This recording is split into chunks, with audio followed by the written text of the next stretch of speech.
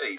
Like I said, the proof will be in the pudding when we send a contract and see what happens from there. Is it a pressure tactic, kind of to send that and then let everyone know what's going on for everyone to It's get either a on to you? pressure tactic or it's a tactic to get some exposure and to try and raise his profile. Both. I mean, look, listen, the last 3 months,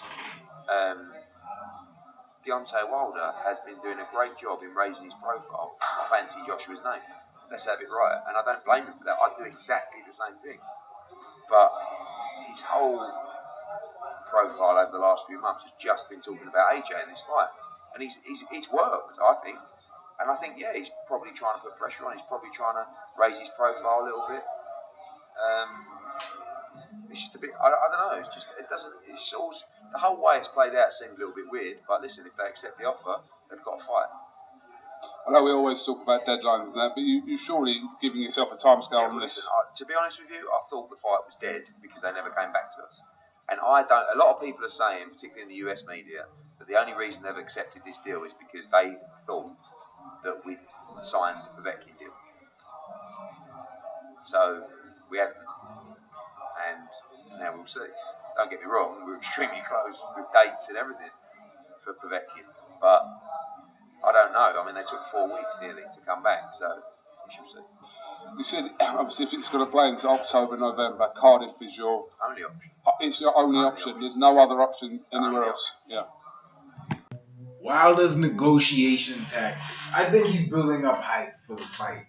The way that happens now in 7 months, he's building hype for the fight, and it helps.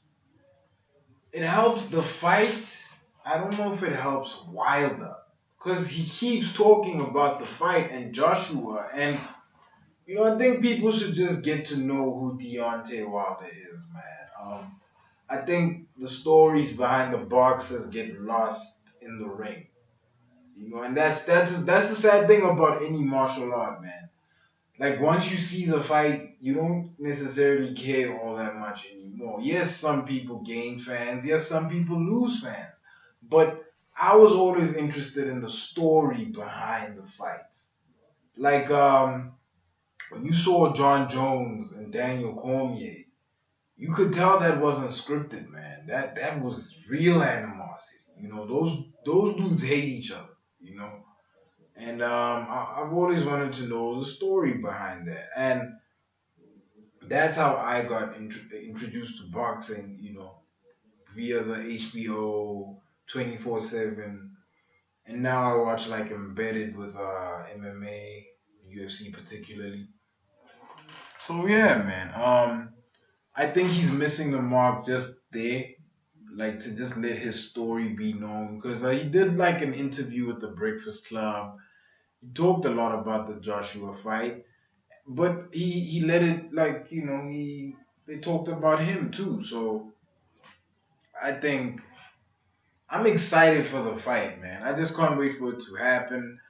I really want to see what Deontay Wilder can do against somebody who is arguably as physically gifted, if not more physically gifted than him. Clash of the Titans, man. Clash of the Titans.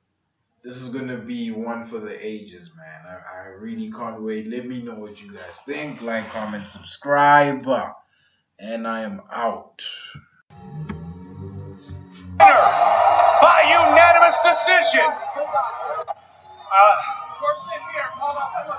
I see you walking around. You've been screaming George, even though you just beat BJ Penn in an outstanding fight.